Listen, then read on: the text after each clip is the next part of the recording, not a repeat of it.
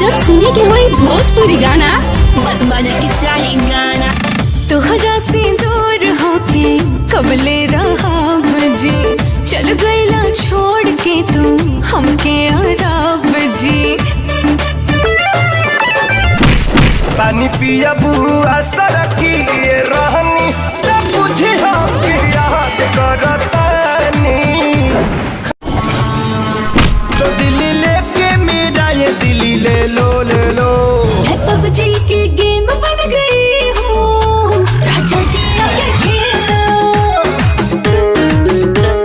PUBG के game बन गई हूँ राजा जी आगे खेलो।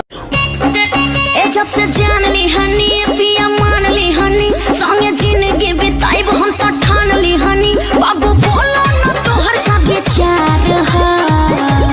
I love you Raju. एगो हम हमर दिल दिल दिल ए जान होई तीनो तहार। रे न दे क्या धोखा दिया तूने शुरुआत वाली को।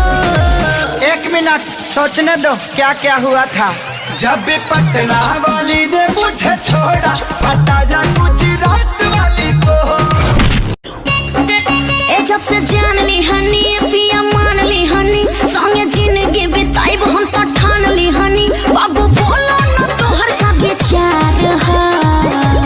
I love you Raju. एगो हम हमर दिल दिल दिल ए जान होई तीनो तहार। I miss you। तोहरा से दूर होके कबले रहाब जी, चल गईला छोड़ के तू हमके आराब जी। पानी पिया बुआ सरकी रहनी तब बुझी हम याद करतानी।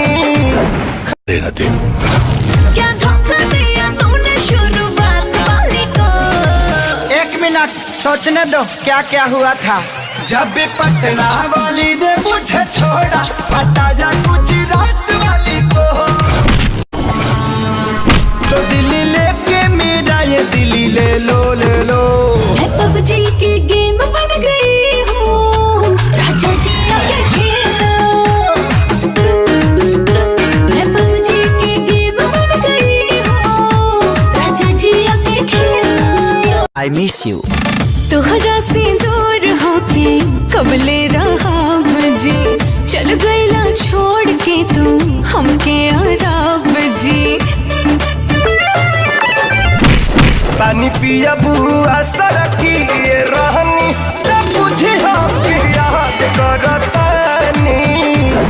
रे न दे क्या धोखा दिया तूने शुरुआत वाली को। 1 मिनट सोचने दो क्या क्या हुआ था। जब भी पटना वाली ने मुझे छोड़ा, हटा जा गुजरात वाली